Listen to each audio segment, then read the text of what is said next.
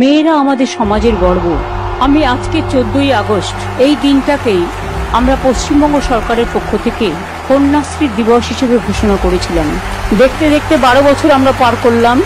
আমার গর্ব আজকে এই কারণে যে আমাদের 93 লক্ষ বেশি কন্যাশ্রী বাংলায়।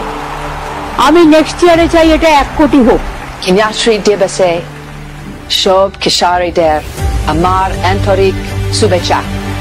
ইউনাইটেড নেশনস এর ফোরামে দাঁড়িয়েছিলাম নেদারল্যান্ডে, এবং যখন ডিক্লেয়ার হলো প্রায় 600 সামথিং প্রজেক্ট সারা পৃথিবী এসেছিল, তার মধ্যে থেকে প্রথম নাম ঘোষণা হলো কন্যাশ্রী। বিশ্বাস করুন, গর্বে আমার বুকটা ভরে গিয়েছিল সেদিন। আমি কন্যা কন্যা কন্যা কন্যাশ্রী। জয় করুন, তৈরি হন, এগিয়ে যান, নিজের পায়ে দাঁড়ান আর মাটির সম্মান রক্ষা করুন।